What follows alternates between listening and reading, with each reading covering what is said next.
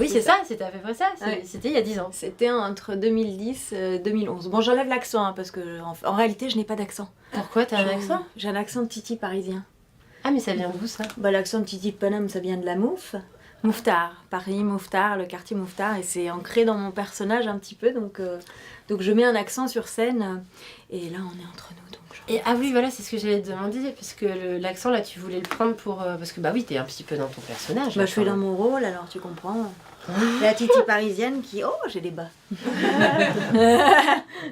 D'accord.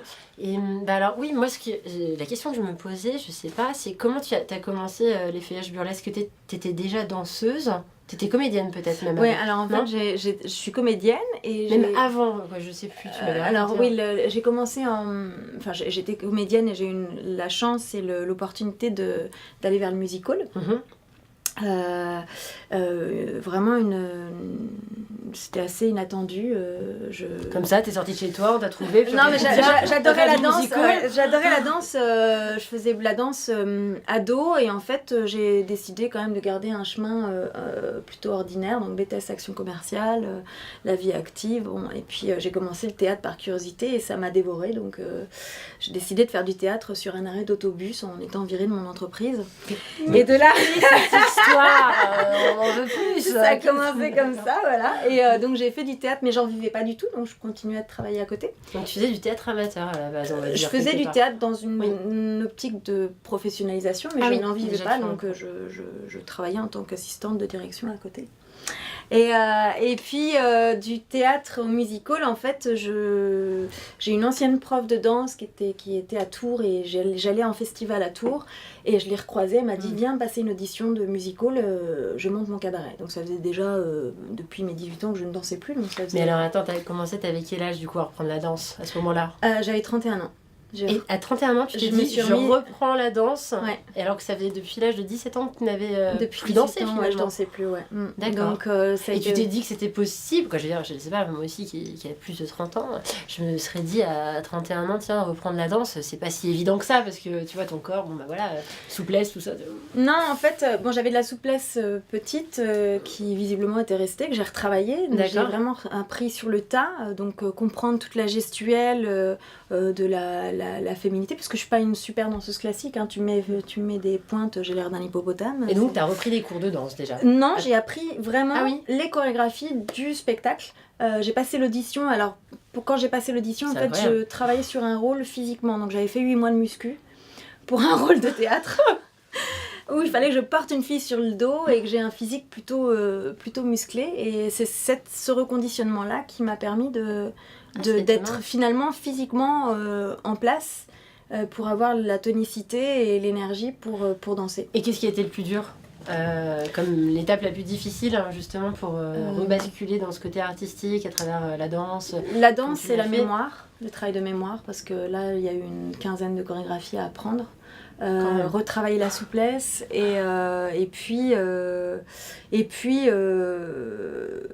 faire face à aussi à 31 ans, on est avec des demoiselles qui ont 18 ans et 20 ans, donc je faisais pas forcément particulièrement attention à ma ligne, mais on a toujours cette question de se dire, bah, c'est un peu l'âge où en musical on se dit on va arrêter. Oui, c'est un peu ma réflexion. Moi j'ai commencé. Tu m'as dit ça, je me suis dit, attends, normalement c'est plutôt le moment où tu te dis, je vais faire la bascule vers la transition un peu plus calme, je vais peut-être changer de métier. Non, moi ça a été, mais en fait je me dis tout le temps que j'ai eu de la chance parce que la vie m'a offert des opportunités complètement inattendues. C'est-à-dire qu'à 20 ans, je ne savais pas que je ferais du théâtre à 25 ans. À 25 ans, je ne savais pas que je ferais du musical à 30 ans. Et à 30 ans, je ne savais pas que je me mettrais à nu à 35 ans. Donc voilà, c'est des choses assez étonnantes. Peut-être que j'ai su saisir par insouciance et c'est pas plus mal. Donc voilà, j'ai appris sur le tas et au bout de 2 ans de ce cabaret, on m'a remerciée pour raisons économiques. Puis je pense qu'à ce moment-là, j'avais besoin j'allais sur 34 ans et j'avais besoin d'exprimer plein de choses, mais je savais pas quoi. Et la découverte donc avec les feuillages burlesques, hein, qui est encore l'étape d'après, tu l'as faite comment? Ça a été à travers le rencontre, un spectacle des feuillages burlesques que tu as vu? Non, en fait, déjà en musical, au début on se déshabillait pas, on n'était pas seins nus, et on est venu à travers le musical dans ce cabaret à faire du topless. Donc c'est une étape. Hein. Et de cette rupture avec ce cabaret, 34 ans, je me dis mais je suis pas danseuse, je suis comédienne, mais j'ai arrêté d'être comédienne pendant 2 ans parce que voilà, j'ai tout lâché pour ça. Donc beaucoup d'inquiétudes, et j'ai eu la chance de faire des remplacements en figuration à l'opéra, et un cabaret m'a demandé de faire des remplacements en province. Il me disait oui, je comprends. Et c'est là où ils t'ont demandé de faire un numéro où tu te déshabilles. Hein. Voilà, on n'a pas parlé. Il voulait voir du nibar. Voilà, il parlait pas forcément très clairement, il fallait voir du nibar. C'était l'idée de se déshabiller. C'est ça. Et moi je dis écoutez, je suis pas stripteaseuse, je suis danseuse mais je suis pas chorégraphe. Je suis comédienne. Alors je me suis dit j'ai quand même pas envie que ce soit gratuit. Tu connaissais toujours pas les feuillages burlesques à ce moment-là. Tu savais pas que cet art existait et que tu pouvais peut-être. J'étais sensible. J'étais sensible à ce qui se passait autour. Parce en fait, juste pour l'anecdote, quand je répétais en musical, on mettait nos initiales sur les bouteilles d'eau. Et déjà, mon nom était prédisposé, c'est-à-dire qu'on a commencé à m'appeler Viviane. Alors je m'appelle Virginie dans la vie. Et ce personnage, on était avec tous ces danseurs et on était un peu en colonie de vacances, on rigolait beaucoup, et je me suis découverte un tempérament plutôt rigolo. Je les faisais beaucoup rire, donc j'étais très étonnée. Et c'est moi qu'on a envoyé en salle parce que on me disait t'es comédienne, tu vas faire danser le rock aux gens et tu vas ambiancer la salle quand il faut avoir un peu de répartie. Et le premier numéro que tu as monté, alors à cette occasion Et dans ce cabaret où ils voulaient voir du nibar, je me suis dit je vais pas faire un truc gratos, je vais me déshabiller mais je vais me rhabiller. D'accord. Et j'ai fait un reverse. Voilà. Ce qu'on appelle un reverse, et j'amenais de la comédie dans mon numéro, et donc je le faisais topless dans je n'avais pas de nippies dans ce cabaret, et puis j'ai commencé à rencontrer des artistes du burlesque. J'ai fait un stage, c'était avec Miss Glitter Painkiller, Gentry, c'était ça les débuts, et la première scène que j'ai fait c'était donc avec il y a eu Juliette Dragon. Ah, je pensais que c'était au Bellagio, mais non. Il y a eu les deux. À 2 jours près, j'ai enchaîné les deux. À ce moment-là, c'était en 2010, il n'y avait pas d'artiste burlesque qui parlait ou qui racontait véritablement une histoire. Alors, il y avait des histoires, mais pour moi, le burlesque, c'est vraiment une histoire qui va de bout en bout. Et j'essaie de garder mon fil, en fait. Et je voulais un personnage qui raconte une histoire, et d'avoir un micro à la main, de prendre le public à partie, d'interagir avec le public, c'était assez nouveau. Et ce qui a marqué Juliette Dragon et Lady Flo au Bellagio. Et ça a été le démarrage pour moi. Et tes inspirations à ce moment-là, quand tu as commencé à créer ce personnage, c'était lesquelles ? Alors, l'inspiration, c'était de prendre ce que j'avais déjà dans mes valises. Donc pour monter ce numéro, j'avais une vieille chanson que j'avais fait en cours de danse à 17 ans, qui était Why Don't You Do Right, et je faisais ce personnage de Jessica Rabbit. Donc j'ai totalement pas le physique de Jessica, nous l'avons bien compris, et il fallait que je compose quelque chose avec ça parce que c'était ce qui m'était le plus proche. Et donc j'ai composé ce personnage qui était Titi parisienne, parce que mon inspiration c'est Paris. Donc c'était pas forcément sous les codes glamour de la showgirl. Non. J'avais envie d'un personnage terrien et proche des gens, et qui puisse être une mistinguette en fait, une mistinguette des temps modernes. Alors c'est compliqué parce que dès qu'on touche à ces codes de Titi parisien, on fait très vite vieux jeu. Ça peut être très vite codé comme oh c'est vieillot, c'est ringard. Mais et pourquoi ne pas être allé sur le côté plus glamour, plus femme fatale ? Est-ce que ça te faisait peur ? Quelle appréhension t'avais par rapport à ça ? Est-ce que c'en était une ou pas du tout ? Ou alors le fait d'aller vers des codes ultra glamour, sensuel, je me sentais pas du tout sensuelle. Je me suis plutôt d'un physique sec et dynamique, et du coup je me disais mais je suis pas féminine, je suis plutôt d'ailleurs dans tous mes personnages je suis assez masculine. J'ai souvent des personnages masculins avec une queue de pie et assez couillus même. Et donc c'est plutôt un ressenti personnel, c'est toi qui te dis que voilà, ta personnalité c'est plus proche de ces personnages-là, et c'est donc tu t'es écouté quelque part en fait. J'ai écouté ce qui était le plus proche de moi déjà dans l'urgence quand j'ai monté ce premier numéro, et j'ai écouté ce qui... J'ai grandi avec 2 frères, hein, et puis j'ai été un petit peu une guerrière dans la vie, une battante, et du coup je suis allée chercher vers ce côté certainement très masculin.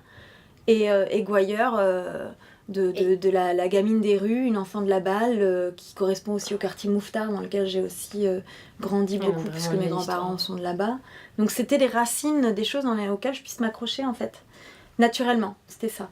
Après, aller vers la féminité, je suis toujours en recherche. Est-ce qu'avec le temps, justement, tu es en train de monter de nouveaux numéros qui pourraient peut-être changer du personnage que tu parles aujourd'hui, qui a un petit peu été là sur tout le long de ta carrière jusqu'à aujourd'hui? Est-ce que tu vas encore chercher autre chose aujourd'hui, ou est-ce que tu te dis peut-être là j'ai un petit peu fait le tour de ce que je pouvais faire, ou est-ce que tu as encore envie de trouver des challenges? Est-ce que tu en trouves encore? Je suis plutôt d'une nature avec beaucoup d'imagination. Donc j'ai beaucoup d'envie. De là à les réaliser toutes, c'est autre chose. Mais moi, le numéro qui m'a vraiment beaucoup marqué, je ne sais pas si vous l'avez vu, mais j'imagine que oui, parce que vous êtes ses fans. Un des derniers numéros, Michael Jackson, quand même. Ça, c'est le tout dernier. C'est l'un des derniers, Michael Jackson. Elle a été jusqu'au bout de la recherche pour faire ce numéro, à prendre des cours avec un spécialiste de danse, Michael Jackson. Il est juste incroyable, et tu le fais avec une telle énergie qui est mais totalement fascinante, quoi. Et c'est dingue. Tu m'impressionnes énormément, ça je veux le dire. C'est vraiment quelqu'un qui m'a beaucoup impressionné depuis toujours, et qui continue, et il continuera à me faire rêver et étonner surtout. C'est vraiment sans cesse une grande surprise, Viviane. Qu'est-ce que tu fais? Un numéro sur Michael Jackson. Ah oui? Ah bah oui, je prends des cours. D'accord, ok, waouh, d'accord. Et j'enchaîne avec un numéro de French Cancan où je cancan toute la nuit derrière. Ah oui, d'accord. Ok, waouh. Et quand on te voit sur scène, c'est juste une explosion d'énergie, et c'est un vrai bonheur, quoi. C'est dingue, vraiment. Non, mais en fait, je pars du principe que pour moi, le burlesque, alors ça peut être mal interprété ou pas, mais déjà, je pense que j'ai besoin d'être en mouvement, peut-être, est-ce que c'est justifier les choses, je sais pas, mais j'ai envie qu'il y ait des voyages à la fois dans les feuillages, dans l'histoire et dans la technique. Venant du théâtre et ayant été dans le music-hall, même si je suis pas la meilleure danseuse de music-hall du monde, dans le burlesque, j'avais envie de ramener cette énergie positive aussi et pétillante du music-hall, et de ramener une technique tout en étant dans le principe, en tâchant de respecter les codes de l'effeuillage. Ne pas perdre ces codes-là, et d'aller chercher un peu plus loin, en fait. Donc il y a un cancan, il y a un numéro de claquette aussi maintenant, il y a un duo avec Mark Angel sur The Mask, donc il est en roller et il me fait valdinguer dans tous les sens, et avec Philou aussi un duo de swing acrobatique. Donc j'essaie de chercher des choses qui sont pas uniquement de l'effeuillage, mais qui sont du divertissement et certes dans l'énergie, mais c'est tout. Et on a beaucoup parlé de ta vie professionnelle et artistique, et la vie perso d'une showgirl. Alors quand on est aussi extraordinaire que toi, comment c'est compatible avec le reste? Nous n'avons pas de vie, hein. C'est ça, donc voilà, c'est pour faire tout ça à un moment. Comment on place des espaces libres pour le reste? Parce que je parle aussi. C'est pas incompatible, en fait. Là, je vais parler d'un point de vue général. La vie d'une showgirl n'est pas incompatible avec une vie privée. On peut avoir des chéris, on peut avoir une vie simple. C'est pas parce qu'on se déshabille qu'on est des femmes. Faut avoir des chéris qui soient assez indulgents sur les emplois du temps, on va dire. Oui, mais je crois qu'après, c'est une question de rencontre et de partage et d'ouverture d'esprit, et ça me paraît pas impossible. Le fait est que je n'ai pas de chéri. Alors c'est une annonce officielle. Je suis toujours en action, je prends des cours, je profite pas assez de ma vie, mais j'ai aussi cette passion de ce métier-là, et la rencontre des gens, le partage. Est-ce qu'il reste un grand rêve encore? Et oui, en plus c'est vrai, Las Vegas. Non, mais attends. Elle est à Las Vegas. En tout cas, c'est un projet, peut-être. Non, c'est un rêve. Il y a deux choses. Il y a l'envie bon, je suis nulle en anglais, donc je vais apprendre à parler anglais. Mais l'envie d'être dans un projet où, oui, d'être un peu meneuse ou d'être une showgirl ou quelqu'un en mise sur soi pour se réaliser et nous donner les moyens de nos idées. Ça, oui, j'aimerais... Donc Las Vegas. Pourquoi pas Las Vegas, allons-y. Mais je crois que ce qui me tient le plus à cœur, c'est un moment de raconter mon histoire. D'évoquer une histoire de femme qui se retourne à 42 ans et qui se dit mais comment j'en suis arrivée là, et qui a fait tout à l'envers, dans tous les sens, et sans vraiment avoir compris tout ce qu'elle a fait, et de se retrouver là et de se dire ah bah ouais, bah c'est possible, et qu'est-ce qui m'attend demain. En fait, tout est possible en fait quand on est une showgirl. Tout est possible. On peut rêver et se dire que tout est possible. Tout est possible à partir du moment où on garde l'enfant qui est en soi.